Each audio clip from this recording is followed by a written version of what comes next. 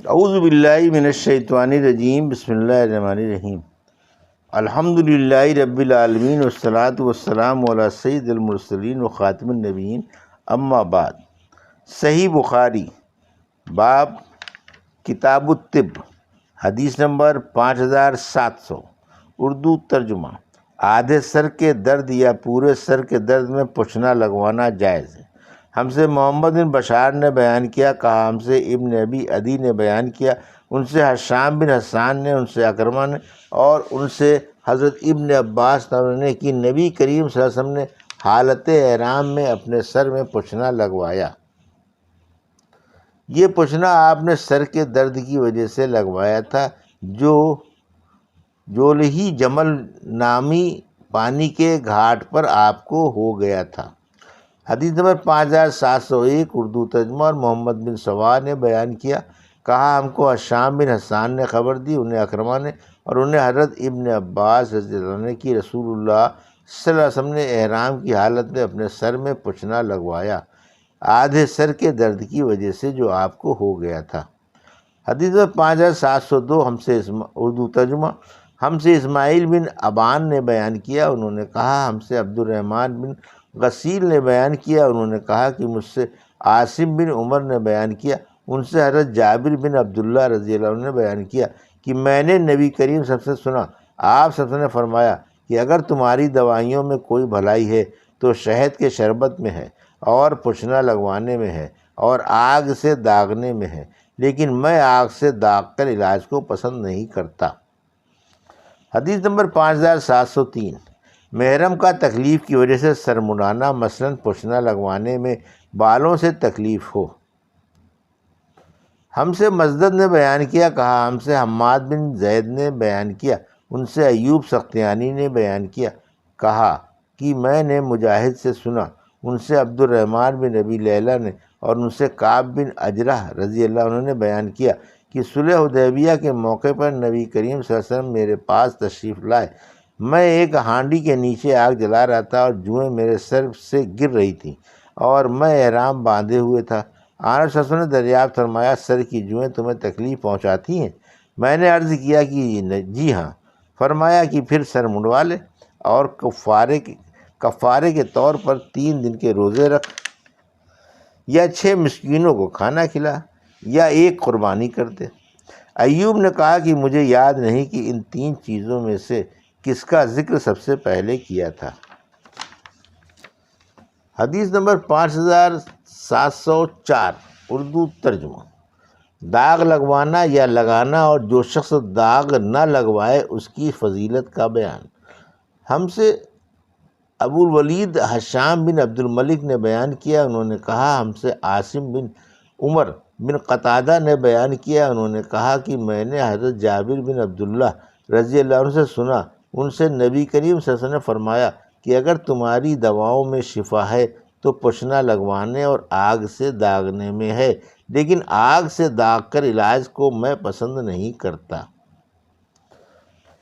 حدیث نمبر 5705، اردو ترجمہ۔ ہم سے عمران بن میسرہ نے بیان کیا، کہا ہم سے محمد بن فضیل نے بیان کیا، ان سے حسین بن عبد الرحمن نے بیان کیا، ان سے عامر شعبی نے، اور ان سے حضرت عمران بن حسین رضی اللہ عنہ نے کہا کہ نظر بد اور زہریلے جانور کے کاٹ کھانے کے سوا اور کسی چیز پر جھاڑ پھونک صحیح نہیں ہے۔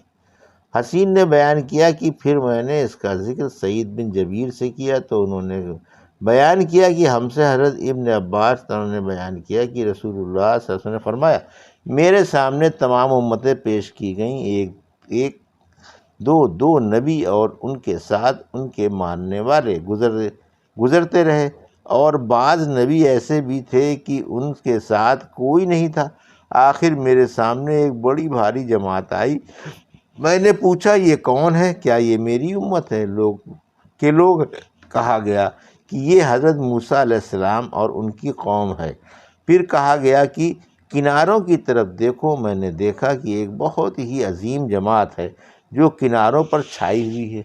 پھر مجھ سے کہا گیا کہ ادھر دیکھو، ادھر دیکھو، آسمان کے مختلف کناروں میں یہ میں نے دیکھا کہ جماعت ہے جو تمام افق پر چھائی ہوئی ہے، کہا گیا کہ یہ آپ کی امت ہے اور اس میں سے 70,000 حساب کے بغیر جنت میں داخل کر دیے جائیں گے۔ اس کے بعد آپ اپنے حجرے میں تشریف لے گئے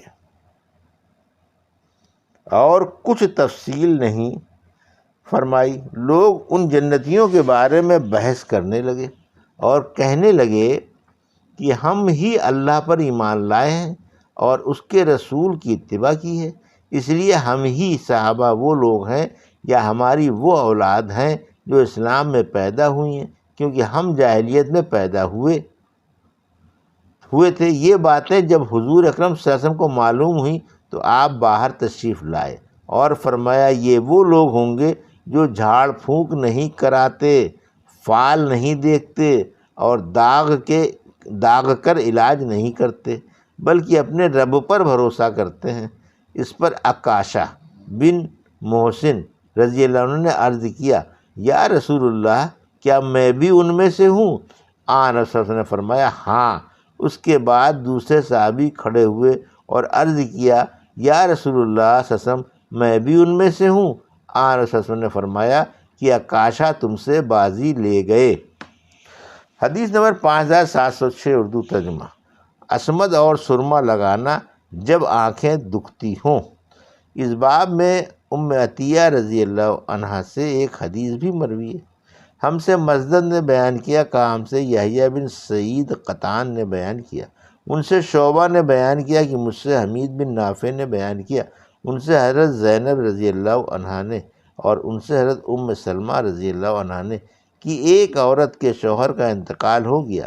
زمانہ عدت میں اس عورت کی آنکھ دکھنے لگی تو لوگوں نے اس کا ذکر نبی کریم صلی اللہ علیہ وسلم سے کیا۔ ان لوگوں نے علیہ صلی اللہ علیہ وسلم کے سامنے سرمے کا ذکر کیا اور یہ کہ اگر سرما آنکھوں میں نہ لگایا تو اس کی آنکھ کے متعلق خطرہ ہے۔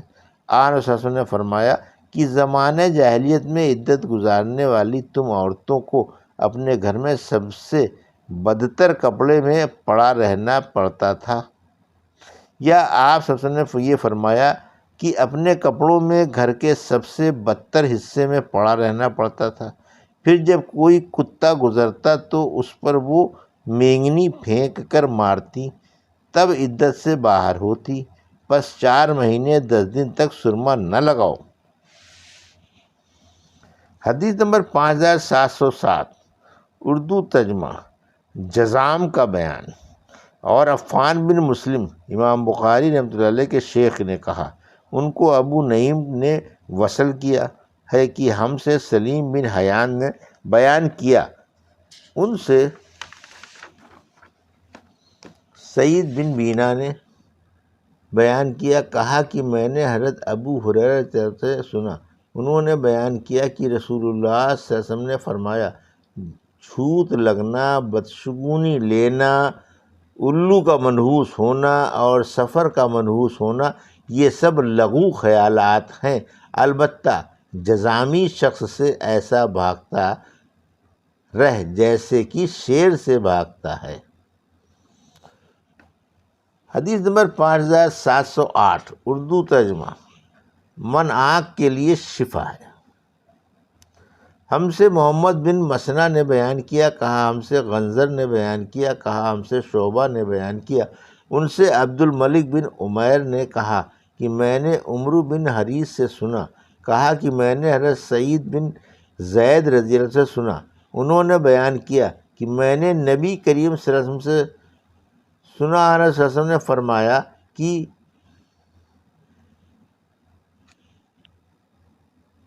کھنی من میں سے ہے اور اس کا پانی آنکھ کے لیے شفا ہے۔